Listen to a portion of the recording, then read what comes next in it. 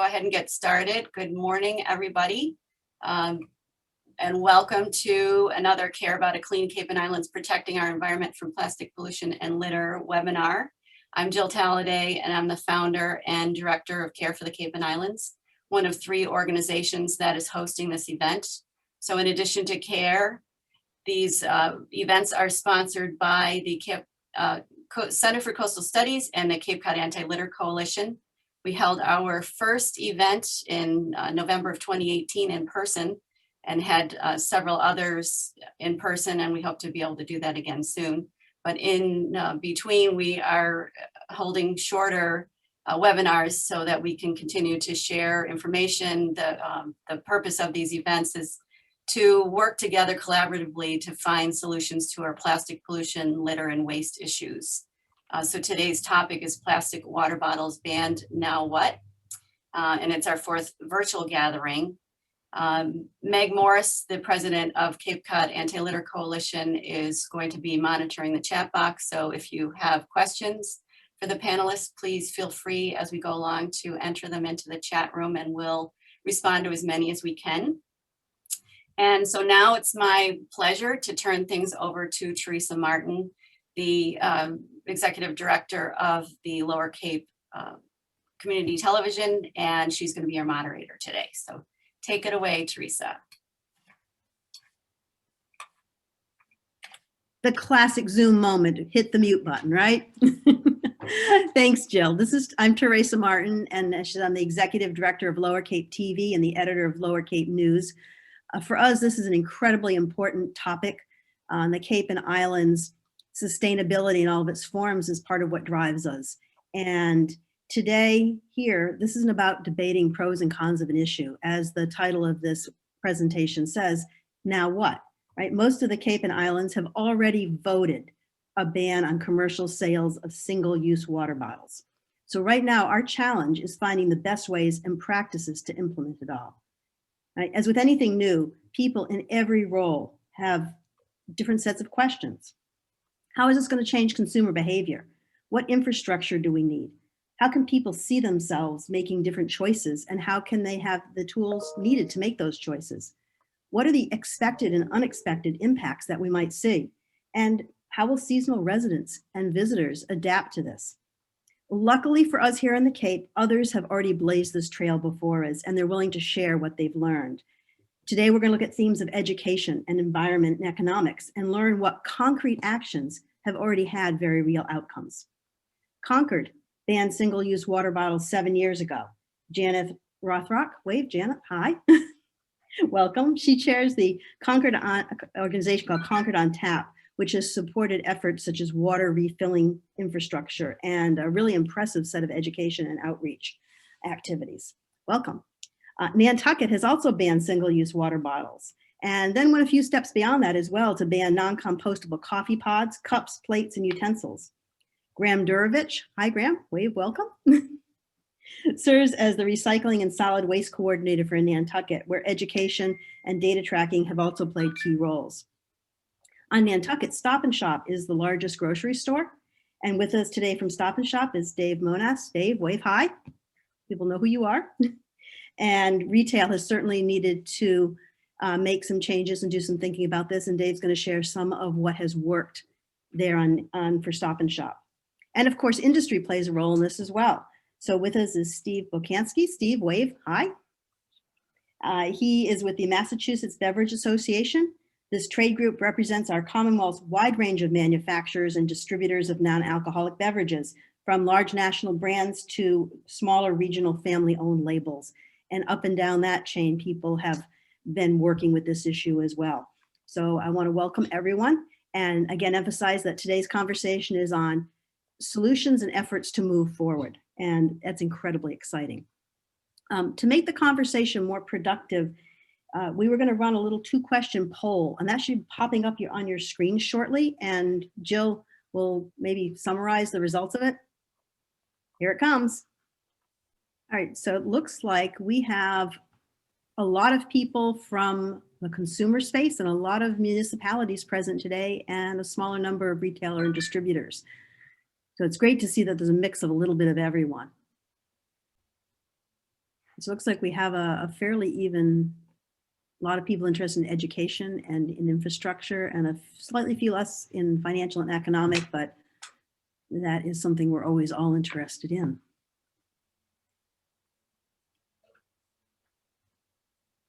All right, so maybe to get started, Janet, you are really the veteran here, and Concord was one of the first towns in the Commonwealth to move forward with this. Could you maybe just really briefly share where you are today and how this became essentially a non-issue there? The first thing I would say is my job has been primarily to install drinking fountains of that type. I was a foot soldier during the campaign to enact the ban at town meeting, and then I became the chair. And after we took the water bottles off the shelves, we decided that we really needed to provide infrastructure. So we have fountains of this sort, as well as, of course, indoor fountains, a tap water map, which is comes in this little brochure version and shows the 29 businesses that support the ban. And it comes in a little version like this, which we hand to various inns and restaurants. And then we have a very big version like this, which we post in various places in public areas downtown. So when visitors come to Concord, and it is a tourist town, they can see where to find the water. Then they can go into the, when they go to the visitor center, by the way, the town map also has little droplet that shows where all the fountains are in town. So, and then they can buy a water bottle, or they can buy the plastic version down at Vanderhoof's Hardware. So we've provided the infrastructure which is the fountains, the maps to show where to get the water, and there are a variety of ways to get reusable bottles if people don't have them. And the ban is in place. And the third, I think of it as a three-legged stool. The third leg is education, and that has been a continuing thing. So. And the world, the most important point, I think, is that the world did not end in Concord when the ban went into effect. Oh, yes, yes. We were profiled on Chronicle a couple of years ago, and the executive director of the Concord Chamber of Commerce said on Chronicle, the water bottle ban in Concord has had little or no effect on the businesses of Concord over the past 5 years. Most businesses have found that offering drinking water to visitors provides an opportunity for engagement. There was a lot of discussion, an awful lot of, just a lot of discussion before the ban became enacted. And once it did, it all simmered down, and nobody, I haven't heard anybody talk about it in ages. And sometimes I go to businesses, restaurants, well, in pre-COVID times, and I ask them if people come in from out of town and want to know why they can't get a water bottle. And the store owners are very happy to explain it. And I think it's become, especially in the past few years, it's become much, much less of an issue. When we did this back in, well, originally it was in around 2011, we were doing all the outreach, and people didn't think of climate change as a real serious issue, and now they do. There's a film called Divide in Concord about the 2012 effort to ban single-serve water bottles. And in it, the protagonist, who's an 83-year-old woman, her son says, people are dying of climate change right now. And when I saw the film in 2014, I thought, oh my goodness, that's a rather, confrontational statement. How are people going to receive that? And I think we've evolved so much since then that people just take it for granted that we have to do something. So it's much easier. People are much more accepting now than they used to be. They're looking for solutions.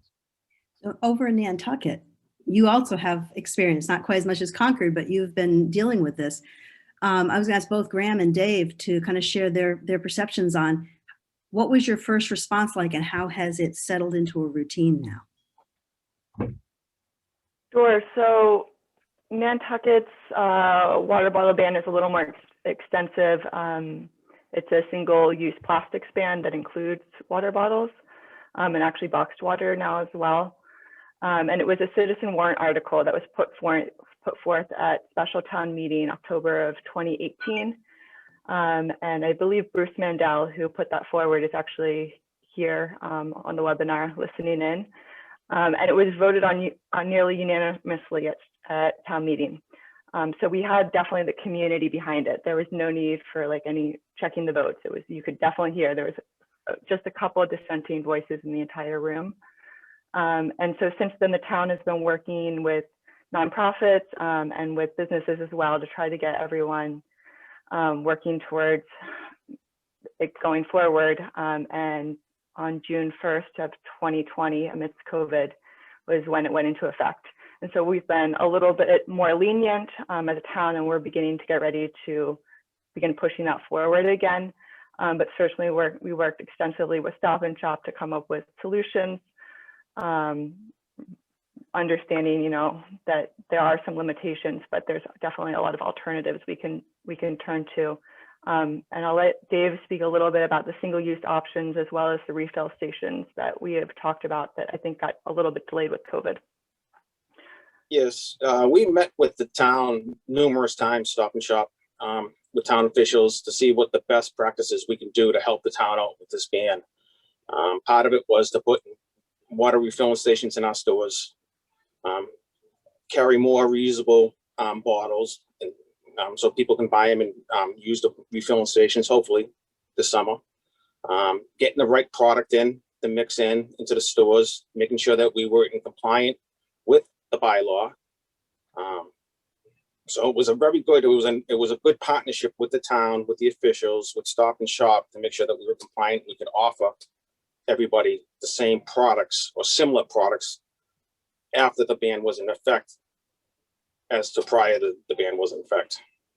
Dave, did anything surprise you when you went through this process? Were you expecting things to be more difficult or different? Was there any outcome that you thought maybe even a good outcome? You know, unfortunately, you know, we had the pandemic last year, so some of the some of the products were in short supply. So that's still a problem. So we hope that as hopefully we're getting out of the pandemic, the products will be readily available for us and for the supply for the consumers. But that was our biggest problem, I think, at first, was the products weren't available to us. Especially we had an expanded, you know, like single use, the coffee. We can't use Keurig coffee anymore. So we had to go out and outsource something else that was compostable, not recyclable. So, you know, that took a little bit of while, but we're fine now. And Nantucket didn't end either. No. Steve, I want to bring you into the conversation as well. As you've seen this happen in multiple towns across the Commonwealth, what kinds of lessons are you walking away with as an industry? Are you is the industry looking at changing the mix of things it's offering? Is it looking at maybe meeting some of Stop and Shop's needs in different ways? Thanks for having me and thanks for the question. I think in the short term, you know, most of especially the big three, Pepsi, Coke, and Keurig Dr. Pepper, they're global brands, and they can't just flip a switch overnight and change into an alternative package. Industry's response in the short term is to try to keep a focus on recycling, even in communities where bottled water may be banned. There are other containers, other products in those same PET containers, and we want to make sure those get returned. Industry in 2018 started a national campaign called Every Bottle Back, and that's really to fund awareness and get people to remember to recycle those plastic bottles. PET is probably the most recyclable container package that is in the marketplace. It's 100% recyclable. So we're trying to promote awareness about recycling. Don't forget about recycling, even if your town isn't selling bottled water. When you do have plastic, we want to make sure we get that back. The goal behind Every Bottle Back, again, is it's so companies can meet their future goals of using recycled plastic in their new containers. So all the major brands have these goals in the not too distant future to use recycled content in their packaging.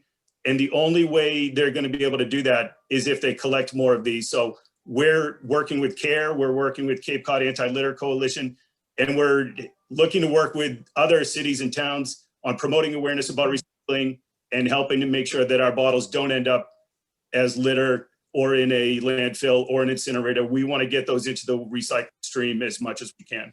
This question may be both Steve and Dave, because we also in the Commonwealth have a number of smaller businesses that have drink products. Is there an opportunity for small, more nimble local businesses to see these bans as an opportunity for business, for growing their own business, growing our own local business? Have you seen any of that kind of activity? Actually, we did have one entrepreneur out in Nantucket. She put out a boxed water, Nantucket H2O water. So that was an opportunity for that person, yes. It's kind of cool. Every time we have a change, there's new opportunities. I know one of the things that Nantucket and Concord have both worked on is kind of going back to the future to build opportunities in terms of distributing water in public locations and building an infrastructure for that. And I know a number of people on this group have asked questions and been interested in it. So could we talk a little bit more about the infrastructure for distributing water in public places? Janet or Graham, could you jump into that a little bit?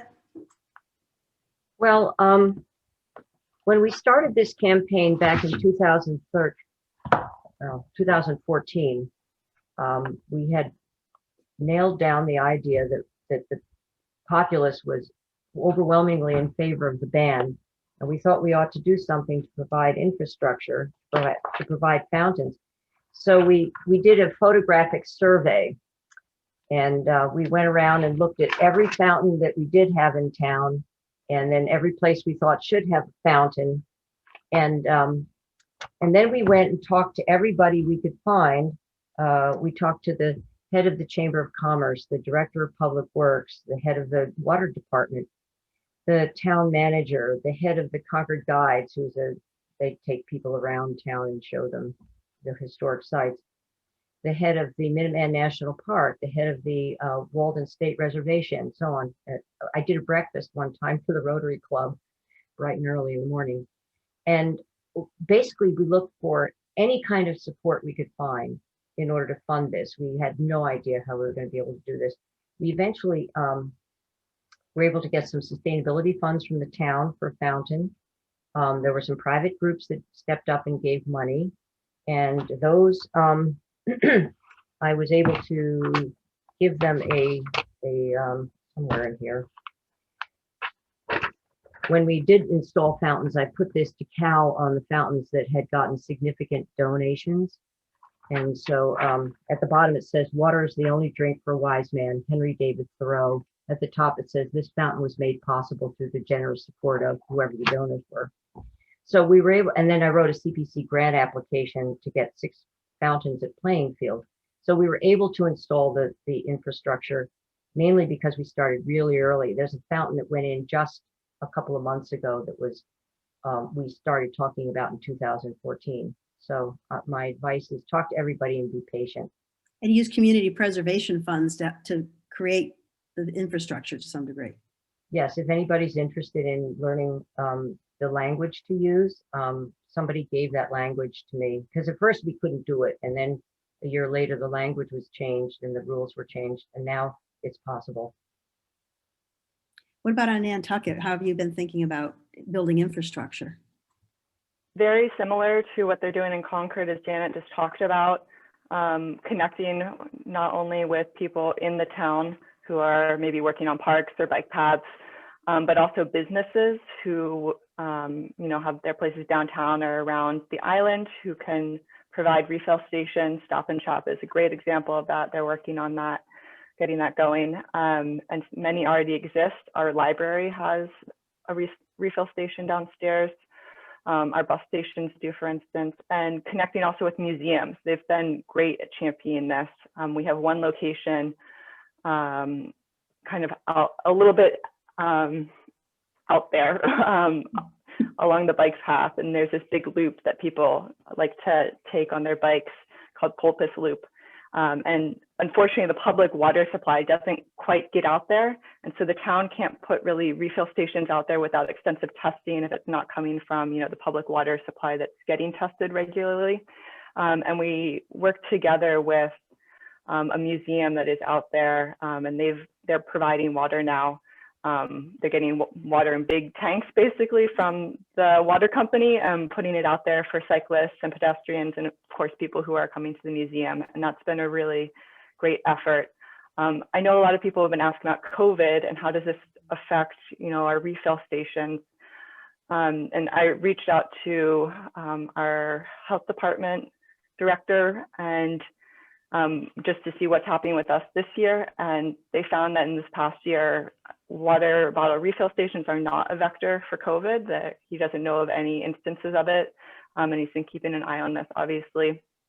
You said that the water fountains that you put your mouth on, obviously there's some concern there, but if you're taking your water bottle and just putting it, up under the spout for the water to come into, there's really not a concern there. And we're excited to have our water refill stations reopen this summer for everyone on the bike paths and downtown and everywhere else. And we live in like a cold place. I'm just curious, how does water refill infrastructure work, like in February? Sure. So there are a lot of fewer people on the bike paths. I rarely pass anyone when I'm out. So the ones out along the bike paths, for instance, and most of the ones outside are turned off. It does take a little extra installation around the fountains if it's going to be outside of a building, attached to a building, but we do have a few that do run. And there are numerous inside in businesses, library, town buildings, for instance. You can walk inside and just fill your water bottle up. Our movie theater, for instance, as well, is open to people, coming in and filling up their water bottles as well. I had a discussion with our director of public works back in about 2014. And I said, why do you turn the fountains off in November and turn them back on again in April? And he said he didn't like frost valves. There are a variety of technical reasons. If they fail, it causes a problem. And I think I was rather vehement at the time, but I came to realize pretty quickly that people don't want water in the winter time as much as they do in the summer because it's not so hot, and they spend more time indoors and they don't spend as much time outdoors when they do go out.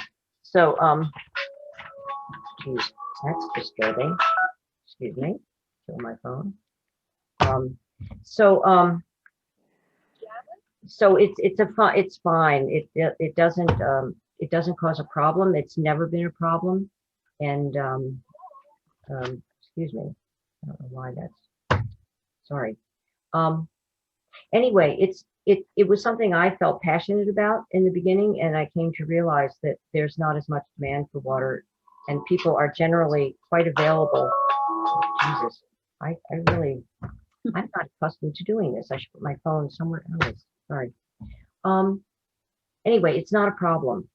People tend to not to use much water in the winter. They go out for shorter periods of time and they can fill their bottle at home or in their hotel or whatever, and then they go out and they come back soon. Teresa? Mm-hmm. Yes.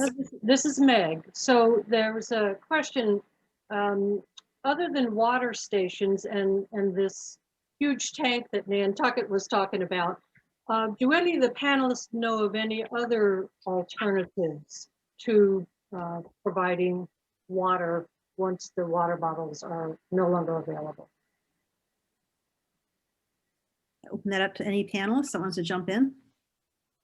Sure. So Nantucket's water bottle originally was for PET water bottles 1 liter and less, so 34 ounces or less. And so a lot of people turned to boxed water. I think that was kind of the cheapest alternative. And it was definitely, from a solid waste perspective, not exactly the outcome we wanted to see, because that's something that doesn't get recycled here. We're not able to recycle those boxed water bottles because they are made of multiple materials. And so really the spirit of the bylaw as put forth was to try to get rid of all of that and get people to switch to reuse rather than single use. And that's certainly been our message here on Nantucket. You know, anytime, even if it's say glass and aluminum, that we can shift away from single use to reuse is always the best way. Especially being out here on an island, you can think about the embodied energy on the space of the boat, you know, coming all the way out here. And I think it's similar on the Cape. You know, you guys are this arm stretching out, and there's a lot of transport cost and energy involved in getting items to you all, and then products to you all, and then getting the waste away from you all. And it's, you know, all the traffic on the road. So we definitely experience that as well here on Nantucket. So some other alternatives beyond the boxed water, which is now also banned on Nantucket, is aluminum bottles. There's a lot of companies that make these aluminum water bottles, for instance. And glass is another option as well. But again, reusable is always the way to go. Well, that's an interesting question. I say with our all of our areas have a population of visitors and seasonal residents. And when you live someplace all the time, you get in the habit of carrying your water bottle or your reusable coffee mug with you. How has that translated into our visitor populations? Well, I can tell you, there are a lot of bicyclists that come through Concord. Sometimes on my 4 mile, or I guess 7 mile trek to work, I would count 100 bicyclists. And there's a fountain in the middle of Concord. I showed it briefly when I was flipping through that notebook in the beginning. And it's in the center of Concord. And I think every bicyclist in Eastern Massachusetts knows about it. And they line up there. There's another one behind the visitor center, and they all line up there. And so I guess the word gets out on bicycling websites or something. But they certainly do find them. They'll congregate, just dozens of bicyclists around the fountains. Dave, did you find yourself at Stop and Shop there selling more or stocking more reusable bottles that people coming into the area might be looking for? You know, it was tough last summer with the pandemic. We didn't really a lot of the day trippers that we normally have. But like Graham said, I mean, we started with the just water, the boxed water, which we're going to be phased out. We do have a number of aluminum bottles, anywhere from 20 ounces to 25 ounces that we've been selling. So that's a good opportunity. It's a good opportunity for people to buy water and to walk around with a bottle of water. Right now, we still are selling plastic 50 ounce or, you know, bottles of water. People are buying those. Unfortunately, we were selling it. We still have some. Aquafina did have the aluminum cans, but again, Pepsi's getting out of that. That's already been discontinued. So, I mean, we're still looking for different products to sell. That kind of leads me to asking Stephen what he might think of that. Are you seeing any trends toward using more glass or metal as beverage containers across the industry and moving away from plastic? I think you're seeing some around the edges, Teresa, but the global demand for aluminum is really at an all-time high, and it makes it cost prohibitive in some regards. And sometimes you just can't get the aluminum. If you think of the explosion of craft beer across our country and beyond, and a number of other products, aluminum is another great material to use because it is so recyclable. So our industry loves aluminum. I think if there was an unlimited supply and you could use more of it, you'd see more of it. You'll probably see more of that in the future, but we're not seeing any huge gains right now. Again, primarily due to just supply chain issues and of supply. On glass is just a tough material to handle post-consumer. It breaks, it's heavy to transport, it's liable when it breaks to contaminate other streams. So, and it's dangerous. If you're on a beach, I don't know if you want glass bottles hanging around to get broken with open-toed shoes and bare feet and things like that. So there are some challenges with glass. There's some benefits to it, of course, but there's also some challenges on the back end. I think it's fascinating what we're hearing here is how these pieces are interrelated. So you can start with consumers and educate, but you need to have solutions in place for them, and the supply chain needs to back that up. So it really isn't like passing one thing one place is just the first step in a much larger process of rethinking. So I want to actually ask all the panelists a little bit about how do we address the whole question of rethinking? we all know the mantra, reduce, reuse, recycle. We can all sing the little song along with Curious George. But how do we take that a step up, and how are the efforts that you've done moved us in that direction on kind of a higher level? I think that anybody born and growing up before about 1970 or so would remember life without single serve water bottles and without a lot of plastic in general.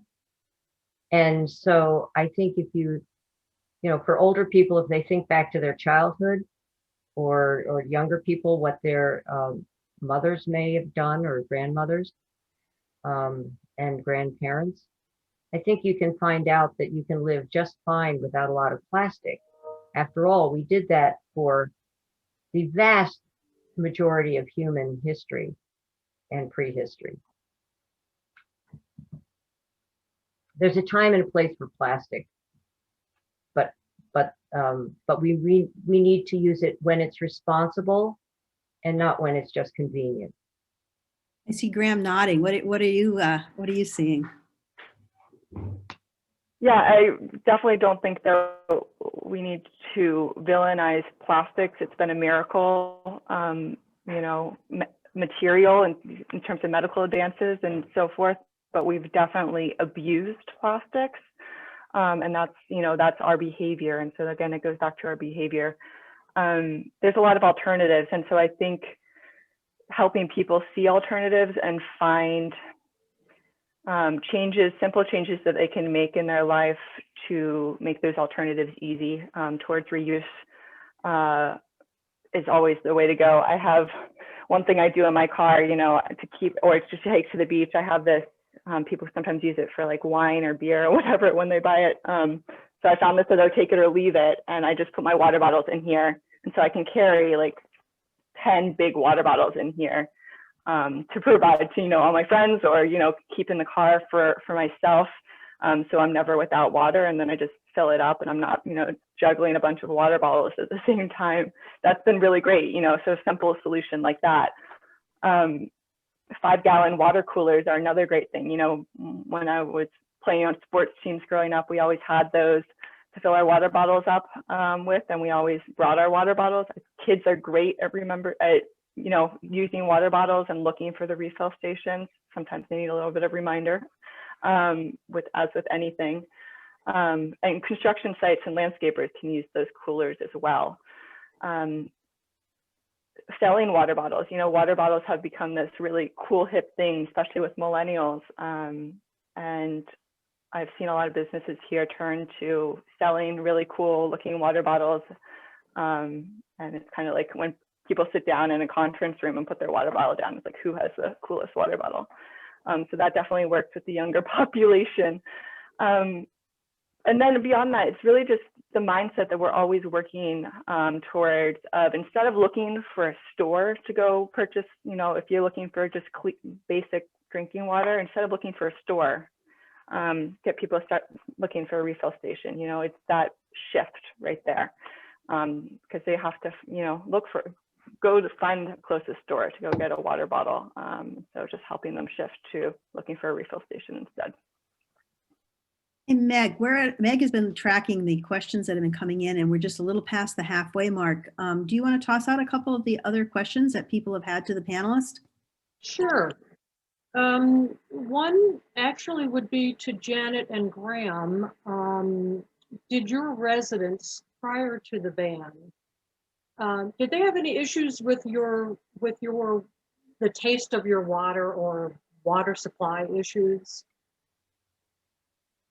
No, I think people were used to their tap water, and it was fine. We also put out a yearly water quality report, which used to come out in paper. It now comes out online, and people can see the quality of the water. So it's something that was a non-issue, I think, for us. Okay. Yeah, for us, it was also another education piece, educating and doing outreach about that and continuing to do that. We have fantastic water here in Nantucket. We're so blessed. The water's not even treated, so it's tested. And I don't think it's been treated for as long as I can remember. So we're really lucky with that. There's a lot of places on Nantucket, though, that don't have access to the public water supply. And so rely on well water, which might not be that great, especially for seasonal residents that might be, you know, right on the coast. And again, there's a lot of alternatives. Like even if you want to do the single use, you know, the plastic ban is for 1 liter and less. You can buy the bigger jugs that are single use. Ideally, you can, you know, do the water refill. We have a couple companies here that do that, and you can refill actually at the water company for really cheaply. You can take your own container and fill it up. And then of course there's a lot of filtration techniques that can be either installed, or if you're renting and you don't want to spend the money, you know, there's a lot of other alternatives that you can use these cartridges, and there are plenty that they're not creating a lot of waste. There's companies that use carbon filters, for instance, that can last, you know, 3 years, 6 years. So you're not every month throwing out another filter. Right. That's good. You know, I'm really happy that Concord and Nantucket didn't have issues. We've had a couple of towns here on the Cape that they did have issues with their water supply. So there's, you know, there's a little anxiety, a little hesitancy perhaps, but with good education and offering solutions, Graham, like you just did, which is a, you know, a filter, whether it's a pitcher filter or one on your faucet or whatever, you know, that's the kind of information that we do want to get out there and offer to individuals and to municipalities that are, you know, headed down this path. Now, you gave me a great opportunity to segue into another question. And again, this, because we do have a lot of municipal folks on the line.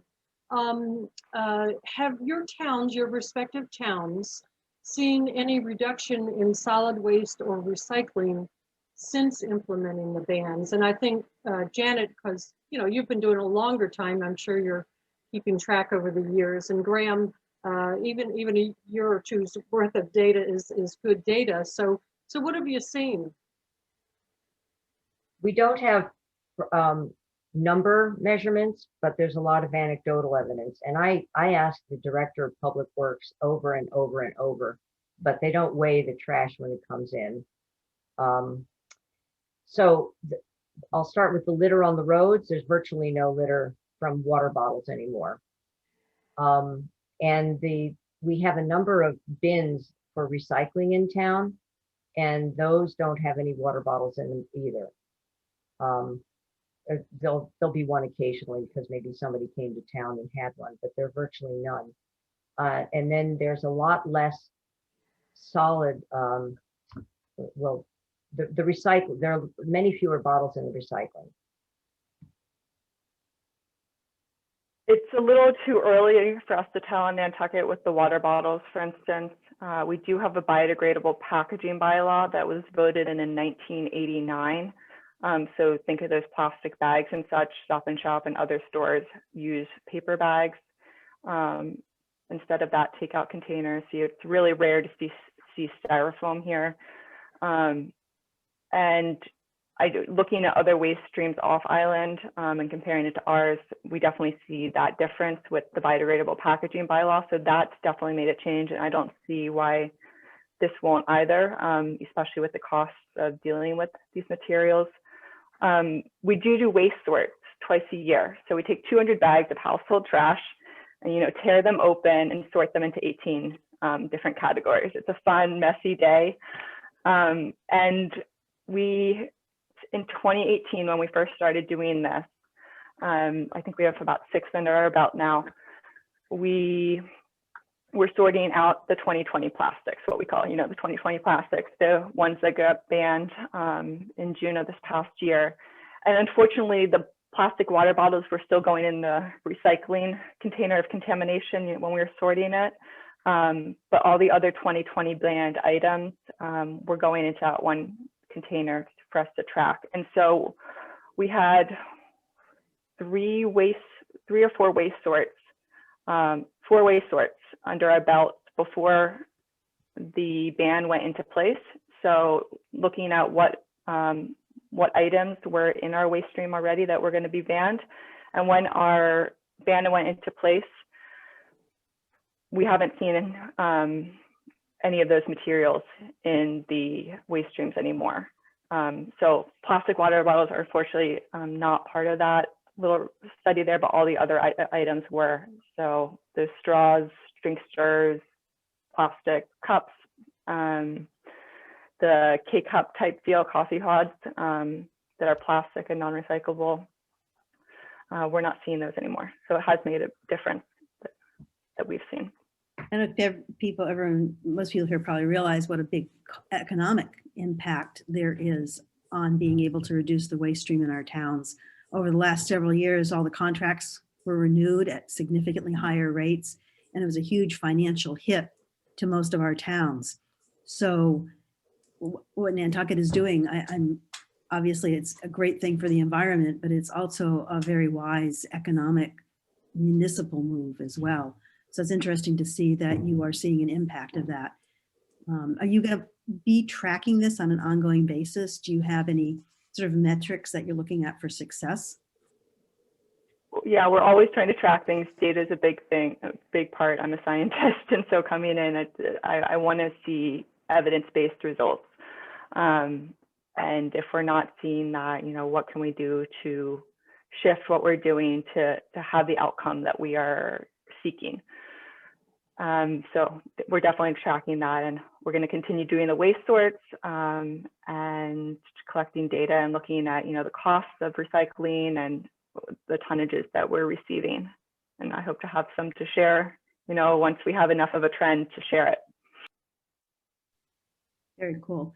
I want to pick up a thread that you guys mentioned a little bit ago, which was about the interaction of businesses as this transition happened. And I know that on some of the pieces you held up, there were logos, and some of the water bottle, there were logos. How have your respective towns been able to work with your business communities to help implement these kinds of bylaws? Early on, my predecessor as chair of Concord on Tap went to all of the businesses in town, and 29 of them signed up. We're a small town, so this is a big chunk of the business. And if you go into any of these businesses, they will fill up your water bottle. So, and many of them, not every one of them, has a decal like this on the window to show that you can get water there. So this helps answer the question, what do you do in the winter if the water fountains out in town, outdoor water fountains are turned off? So the benefit to this tap water map was having the businesses listed, and they are the great big map I think I showed you that we have posted several places downtown also has those businesses. So that is a bit of advertising for them also. People take a picture of that and then they refer to it during the day when they're walking around looking at Louisa May Alcott's house or whatever. And it has on it restaurants they might want to go to. So there's a benefit to the business community as well in being part of this system. On Nantucket, we had numerous info sessions ahead of the bylaw going into place, meeting with Stop and Shop and a couple other businesses, just one-on-one, our work group and the business, if we knew that they were going to have maybe a little more challenges coming into compliance, for instance. We met with the Lodging Association because we knew that was going to affect them. We have a variety of types of hotels, inns and such, and a lot of them provide water bottles to their guests, and so they were looking for alternatives that fit their luxury market or whatever it was that they were looking for their visitors. So just meeting one-on-one and trying to help brainstorm solutions. We're all working towards this together for our communities that voted on this, and how can we come up with solutions that work for everyone. Dave, how did it work for you guys? Because the real reasons I'm asking is just when I'm on the street hearing what people talk about when they're talking about these oncoming bans, there seems to be a lot of initial fear from both retailers and sort of businesses in general about how it's going to impact them. What have you seen? And is there any delay fear? Well, like I said before, I mean, there was a period of time, maybe in June or July, that we did have problems getting some of the product in. But once we did have the product in, there was no, I mean, people just, instead of buying a 24 pack of Poland water, they bought something else. So really, you know, as long as we had the product for them, it was fine. You know, a lot of this was about education, you know, to me. You know, we had to educate not only our, you know, our customers, but also our employees, because, you know, especially, you know, the June, July, we had people asking us, how come you don't carry water anymore? How come you don't have this anymore? And, you know, we had to tell them that this is, you know, for the good of the town. You know, we have a ban on single plastic water bottles, and this is, you know, for the good. I mean, Brahim actually invited us out, you know, some people from Stop and Shop, to tour our landfill and to show us the problems that she faces, or the town's going to face in the next 5 years or 10 years if we don't stop this. Meg just let me know there's a few more panelist questions that she wanted to, attendee questions she wanted to share. So Meg, do you want to jump in with a couple of those? Yeah, so actually one is not a question, one is a statement that I'd like to open to the panelists. It says plastic is not recyclable. So what do you say? Well, that's a pretty strong statement. So how do you guys want to respond, panelists? The question I would ask is, once you recycle it, it gets made into something else. And then can you recycle that? Can you recycle that? Can you recycle that? There's an end to it, and it's probably a landfill. Steve raised his hand. Yeah, I just want to say the PET plastic used in virtually every water bottle and in most containers containing a beverage is 100% recyclable. It was designed that way by industry. Industry did not design a product to be thrown on the ground. They did not design a product to be thrown in a river or to be burned in an incinerator or put into a landfill. They designed them so they can be remade into other products, including bottles. And as I said at the opening, all the major brands have goals to include recycled content in future packaging. So by 2030 and a few years beyond, you will see, and you'll even see it before then, you'll see some bottles that are 100% made of recycled content. You'll see bottles that are made of 25%, 50%. That is the trend, and that's where industry is going. And that's why I think it's a unique time for industry, because to meet those goals, they need to capture more of the product and more of the containers that are out there in the marketplace. And that's where our focus is trying to get more of those back to the industry and be able to turn into other bottles. Now there's competition for that plastic too, because New Balance likes to use that for sneakers. Polar Tech likes to use that in their fleece. These products can be used in many, many different ways. So there is going to be a lot of demand for that, which we think would ultimately be a good thing. With more demand, it's going to increase that commodity price. Prices are down now, primarily due to the action China took, but we do see those rebounding in the not too distant future. So we're excited about that. And again, our message is, if you're going to use a plastic bottle, please recycle it. Our efforts are focused on promoting awareness of that message, working with different organizations and cities and towns to continue to promote that. Thank you. Another question, Meg? Yeah, well, since I threw out a comment there, I'm going to throw out another comment. Oh no! But this is a good one. This is a solution, because that's what this webinar is all about, is offering ideas and information, but also ideas and solutions.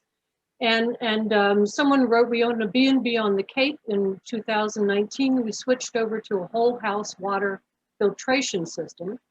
And we provide water to our guests in their rooms in recycled glass bottles that we refill for them.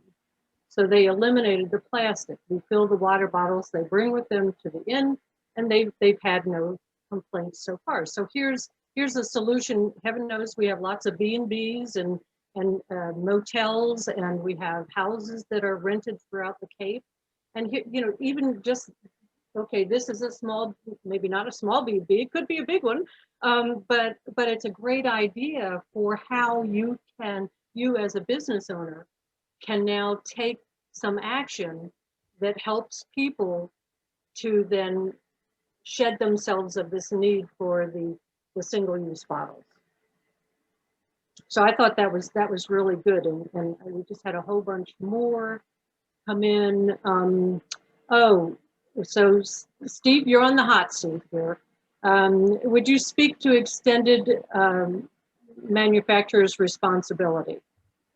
Absolutely, and it's a great question. As I alluded to, industry is rethinking the way they do business. And again, given those goals that they all need to meet, they've got to find ways to get those bottles back. So that may come in the form of extended producer responsibility laws.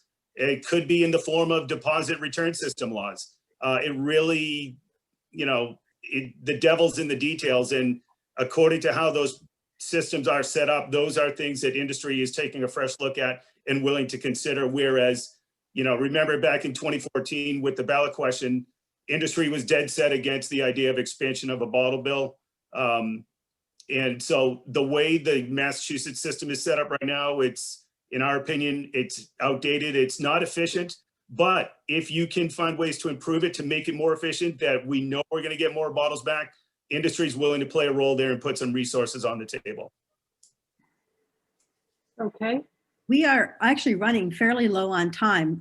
So I wanted to do two things. I wanted to throw out Meg one last question that she might want to share from the audience, and then ask each of the panelists to think of a sort of, if they had to give one quick tip that people would walk away with as each of their respective towns moves into this how do we implement it phase, what would that be? So give the panelists a couple minutes to think, and let's take one last question while they're thinking. Okay, and so Janet, you don't get to think. This is for you. Just someone is wondering whether Concord is considering expanding the ban to all single use versus just water. Had you all thought of that, or? Yes, we have thought of it. It's not something that we are making moves to do right now, but I think we should do it. When our ban was set up, it was being researched exactly 10 years ago, prior to the 2010 water town meeting. In fact, that's more than 10 years ago now. And at that time, PET bottles were pretty much all water was available in. So I firmly recommend that any town contemplating this have a broader ban, like the Cape and Islands are doing. And I'm sure we will revisit it at some point. Right now, we've been dealing with infrastructure and decarbonizing buildings and other sorts of things that are sustainability measures. Graham, I think you wanted to say something. Yeah, just to add on that there's an amendment that Bruce Mandel, who authored the original single-use plastic ban, there's an amendment that he's proposing to the existing one that will get voted on at this upcoming town meeting, that would include, I think, up into a larger size as well as, a broader range of products that would be included. So it wouldn't just be plain uncarbonated, unflavored drinking water. It would be a much broader range of products that would be included. So more to come on that, to see how the community reacts to that and votes on it. Great, thank you. I know, and there are many, many questions out there. Jill, do you want to share about the upcoming second part of this based on the number of questions and the level of interest? Sure. Yeah, we already, even before today's event, we have been talking about the fact that, an hour isn't enough time, and it's just the tip of the iceberg. So we already have plans and discussions to continue this conversation. We're looking at possibly mid-April.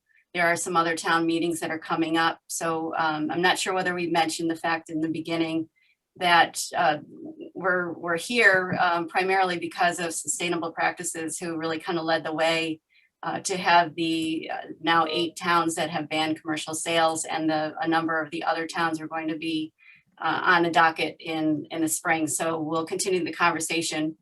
Before that, there'll be a recording of this today's webinar, so that you'll get to see it if there's somebody that you know that you think would like to see it. We would welcome questions, additional questions that you can send to us at hello@takecareatcapecod.org, so that we can start fielding some of the things that you'd like to hear more about down in the future. And I believe that some of the examples that were shown, some of the really great maps that both towns have done, and some of the materials are also going to be available to view afterwards. Is that correct? Yes, we're going to post as much as we can on the takecareatcapecod.org website. So some of these things that you saw kind of flashing by on the screen, you can really take a chance to look at it and get some inspiration from, because they're amazing, some really amazing education pieces. And if you all haven't had a chance to look at them, I cannot encourage you enough to just take the time and see what other people have done and what has really worked on the ground. So that said, let's move into a quick wrap up. I'll just kind of go from in order of Janet to Nantucket, and then we'll give Steve the last word. How about that? Manufacturing gets the last word. That must make you feel pretty good, huh? Janet. I'd say that there was a lot of discussion before the bylaw was enacted, and once it was enacted, it was almost a non-discussion. That's a pretty powerful statement to make. Yeah, once you settle into it, it's just the way things are, and nobody thinks about it. It's like when you change the color of the house. You notice the color of your house or your neighbor's house for a few weeks, and then it becomes habit, and it's fine. You don't think about it. Cool. Graham. This has been a really great opportunity, the plastics ban for Nantucket, to connect. I'm much more connected with Stop and Shop and a lot of other people on the island. And we've found more ways to support each other, even beyond the plastics ban. So that's been a really great opportunity, and I encourage people to see it as such. Dave. One thing that Stop and Shop out here really wants to do is be a better neighbor. And I think working with the town and really supporting this ban has proven that we are a better neighbor. And Steve. Great. And I'm just here to say industry is concerned about plastic litter and everything that we're talking about today. Industry wants to be part of the solution. And we just want to make sure people do remember to recycle, not just our products, but everything you can. It all makes a difference. So keep that recycling up. And I just want to thank everybody for being part of this conversation, attendees and panelists. And I'm going to turn it back over to Jill. Thanks, Teresa. I also wanted to extend a big thank you to you, Teresa, for leading a great discussion, for the panelists, for all the great information that you've shared. For the attendees who spent this past hour with us. And also a shout out for those of you who registered and made a donation to the Think Like It's 1620 campaign. If you're not familiar with it, you'll find it on the information on takecareatcapecod.org.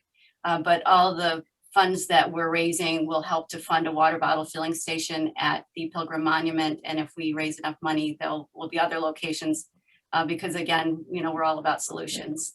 So thank you so much for being here. Watch for the information, more information shared on our website and via email, and have a great day. Thank you. Thanks, everybody.